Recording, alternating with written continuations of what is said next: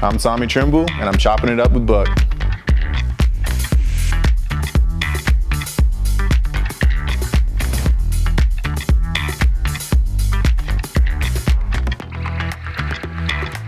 All right, I'm happy to have Tommy Tremble here today. Tommy, tight end, man. It's good to finally meet you. I've seen you, I've watched you. That Notre Dame tradition, tell me about that, man. You go from Georgia up to Notre Dame. I'm from Texas. I went up there for a recruiting visit. I'll tell you why I went to UCLA and not Notre Dame. Got snowed in, was there for a week. I love the place, but I just couldn't take the cold weather. And usually the recruiting trips were better, but I had a great time. I just ended up not going there.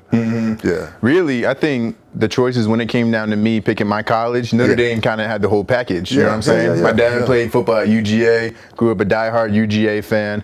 And so really, I thought I was always going to try to go to Georgia my entire life. And then I finally went up to Notre Dame. I saw the campus, met the coaches, saw the opportunity I could get for going there on scholarship. And really, it just all aligned. It's a great school with great football, and it got me the opportunity to be where I am now. Now, you talk about your dad playing in the league. He played with a couple of teammates of mine, won the Super Bowl. Tell us about that experience. Do you remember it, or how did it turn out for you when you saw that to kind of like push you to this level?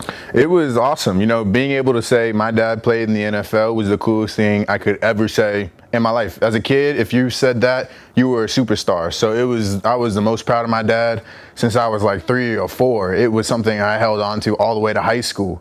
And so really it impacted my life in a way I can't even describe. It got me here today. Yeah, what positions, what sports did you play growing up? Because I was a basketball guy. I loved baseball growing up. What did you like besides football? I did everything to get better at football, honestly. I did wrestling in middle school. I did track for about 6-7 years, went to nationals all the time for track, did swimming to try to get more conditioning for football, did everything I could.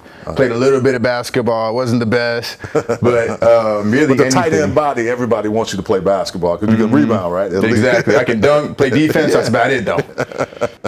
So the other thing is coming to Carolina, your 3rd round pick here, the great Notre Dame tradition. You know, you can talk about Kyle Rudolph or going back to Bavaro and all these other guys. But what was interesting when I was watching you, Derek Brown's another guy that comes to mind, Irv Smith, you really like to block.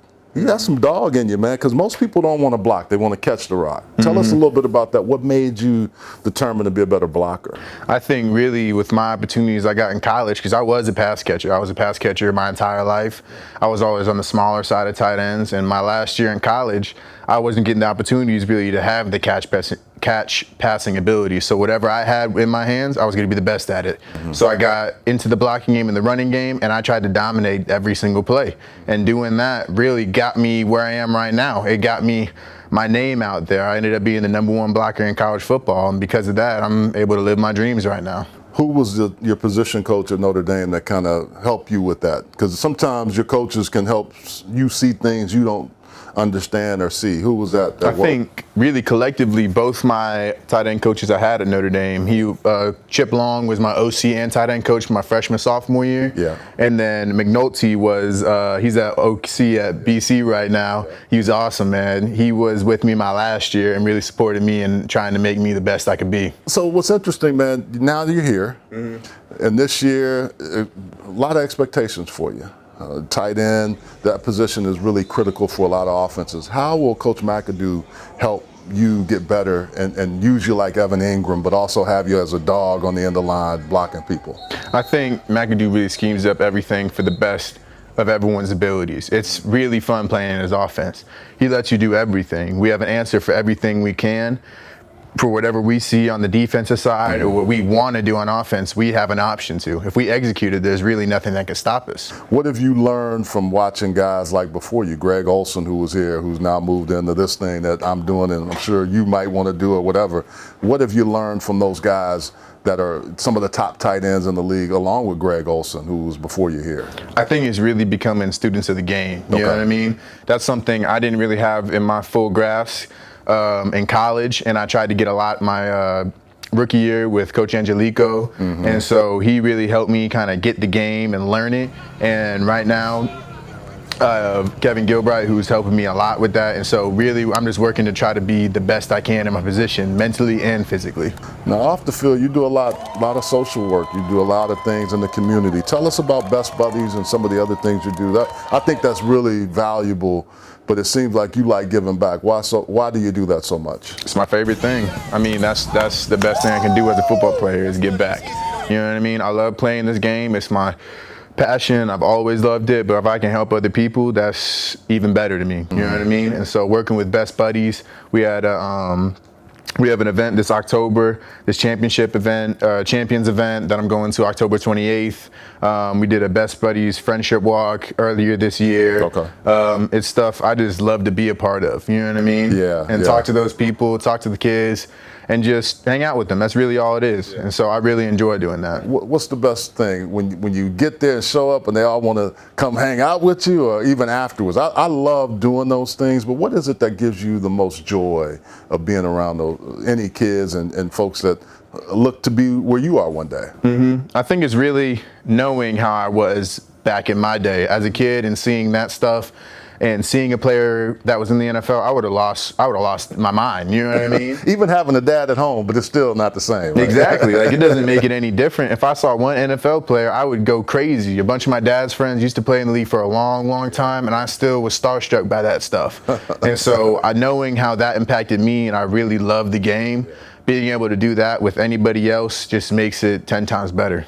Now, your dad had some really good soccer skills, talking about your dad. Do you have those same skills? Could we put you out here with the Charlotte FC crew? Man, when I was young, I promise I was the best soccer player in the world. That's how I thought I was. What could you do? I could do everything. Goalie, score. I could shoot from anywhere. I scored 3 goals in like 4th grade from the corner shot. Like, I was crazy. Were you bending it like Beckham a little bit? Exactly like that. Exactly. But then I took a long break. I tried with, we met them in the summer, Charlotte FC, and I tried to block a few of their shots. Yeah. It did not work out as I thought it would. Could you dribble through them, or? I wouldn't say I'm the best at it. You know, get more practice, then maybe I can give you a good answer.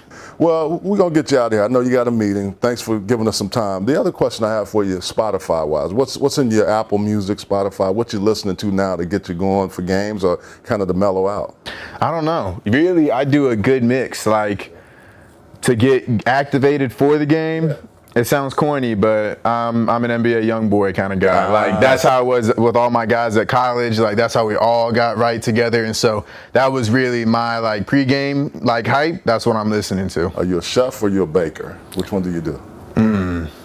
I would have to say it's probably the cake. I'm a big sweets guy. Last one. What's your favorite movie of all time? Where the Red Fern Grows. Saw it with my grandpa. I remember it to this day. What was so special about it? It was something I've always loved. Dogs. That's been something I have a dog right now with my girlfriend, and I love that thing to death. You know what I mean? And since I was a kid, I've always, and that movie made me tear up when I was like 8. So I thought that's the only movie that comes to mind, straight to mind. That's good stuff. Well, we appreciate you sitting down with us, man. Thanks a lot for joining me. I know you got a meeting here shortly, so I want to get you out on time. Yes, sir. I appreciate you. All right. Thank you, man.